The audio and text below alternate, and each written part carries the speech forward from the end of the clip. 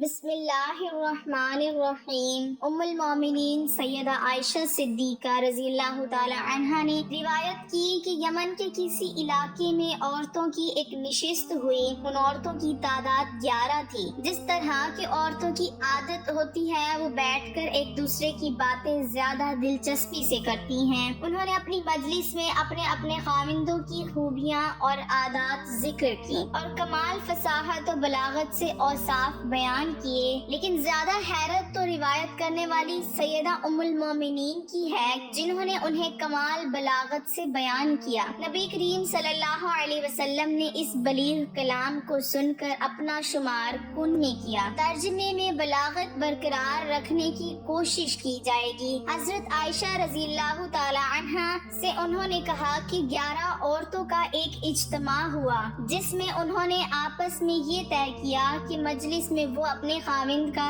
صحیح حال بیان کریں، کوئی بات نہ چھپائیں۔ چنانچہ پہلی عورت بولی، میرے خاوند کی مثال ایسی ہے جیسے دبلے اونٹ کا گوشت جو پہاڑ کی چوٹی پر رکھا ہوا، نہ تو وہاں تک جانے کا راستہ صاف ہے کہ آسانی سے چڑھ کر اس کو کوئی لے آئے، اور نہ وہ گوشت ہی ایسا موٹا تازہ ہے جسے لانے کے لیے اس پہاڑ پر چڑھنے کی تکلیف گوارا کرے۔ دوسری عورت کہنے لگی، میں اپنے خاوند کا حال بیان کروں تو کہاں تک بیان کروں، اس میں اتنے عیب ہیں، میں ڈرتی ہوں کہ سب بیان نہ کر سکوں گی، اس پر بھی اگر بیان کروں تو اس کے کھلے اور چھپے سارے عیب بیان کر سکتی ہوں۔ تیسری عورت کہنے لگی، میرا خاوند کیا ہے، ایک تاڑ کا تاڑ لمبا ترنگا ہے، اگر اس کے عیب بیان کروں تو طلاق تیار ہے، اگر خاموش رہوں تو ادھر لٹکی رہوں۔ چوتھی عورت کہنے لگی کہ میرا خاوند ملک تہامہ کی رات کی طرح معتدل، نہ زیادہ گرم نہ بہت ٹھنڈا، نہ اس سے مجھ کو خوف ہے نہ اکتاہٹ ہے۔ پانچویں عورت کہنے لگی کہ میرا خاوند ایسا ہے کہ گھر میں آتا ہے تو وہ ایک چیتا ہے، اور جب باہر نکلتا ہے تو شیر بہادر کی طرح، جو چیز گھر میں چھوڑ کر جاتا ہے اس کے بارے میں پوچھتا ہی نہیں کہ وہ کہاں گئی، اتنا بے پرواہ جو آج کمایا اسے کل کے لیے اٹھا کر رکھتا ہی نہیں، اتنا سخی ہے۔ چھٹی عورت ہند نامی کہنے لگی کہ میرا خاوند جب کھانے پر آتا ہے تو سب کچھ چٹ کر جاتا ہے، اور جب پینے پر آتا ہے تو ایک بوند بھی باقی نہیں چھوڑتا، اور جب لیٹتا ہے تو تنہا ہی اپنے اوپر کپڑا لپیٹ لیتا ہے اور الگ پڑ کر سو جاتا ہے، میرے کپڑے میں کبھی ہاتھ بھی نہیں ڈالتا کہ کبھی میرا دکھ درد کچھ تو معلوم کرے۔ ساتویں عورت کہنے لگی، میرا خاوند تو جاہل یا مست ہے، ملتے وقت اپنا سینہ میرے سینے سے اوندھا پڑ جاتا ہے، دنیا میں جتنے عیب لوگوں میں ایک ایک کر کے جمع ہیں وہ سب اس کی ذات میں جمع ہیں، کم بخت سے بات کروں تو سر پھوڑ ڈالے یا ہاتھ توڑ ڈالے یا دونوں کام کر ڈالے۔ آٹھویں عورت کہنے لگی، میرا خاوند چھونے میں خرگوش کی طرح نرم ہے اور خوشبو میں سونگھو تو زعفران جیسا خوشبودار ہے۔ نویں عورت کہنے لگی کہ میرا خاوند کا گھر بہت اونچا اور بلند ہے، وہ قد آور بہادر ہے، اس کے یہاں کھانا اس قدر پکتا ہے کہ راکھ کے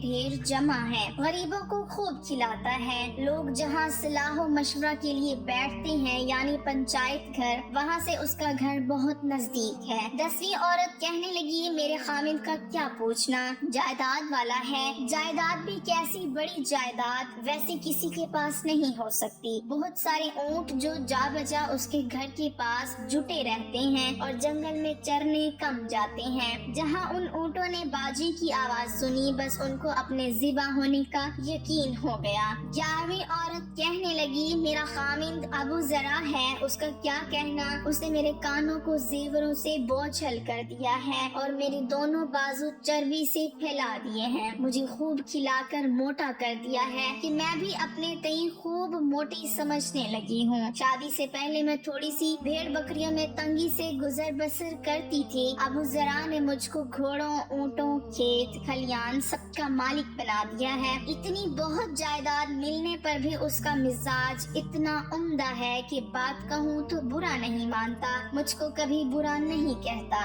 سوئی پڑی رہوں تو صبح تک مجھے کوئی نہیں جگاتا، پانی پیوں تو خوب سیراب ہو کر پی لوں۔ رہی ابو ذرا کی ماں میری ساس تو میں اس کی کیا خوبیاں بیان کروں، اس کا توشہ کھانا مال و اسباب سے بھرا ہوا، اس کا گھر بہت ہی کشادہ۔ ابو ذرا کا بیٹا وہ بھی کیسا اچھا، خوبصورت، نازک بدن، دبلا پتلا، ہری چھالی یا ننگی تلوار کے برابر، اس کے سونے کی جگہ ایسا کم خوراک کہ بکری کے 4 ماہ کے بچے کا دست کا گوشت اس کا پیٹ بھر دے۔ ابو ذرا کی بیٹی وہ بھی سبحان اللہ، کیا کہنا، اپنے باپ کی پیاری، اپنی ماں کی پیاری، تابع فرمان، اطاعت گزار، کپڑا بھرپور پہننے والی، موٹی تازی، سوکن کی جلن۔ ابو ذرا کی لونڈی اس کی بھی کیا پوچھتے ہو، کبھی کوئی بات ہماری مشہور نہیں کرتی، گھر کا بھید ہمیشہ پوشیدہ رکھتی ہے، کھانے تک نہیں چراتی، گھر میں کوڑا کچرا نہیں چھوڑتی۔ مگر ایک دن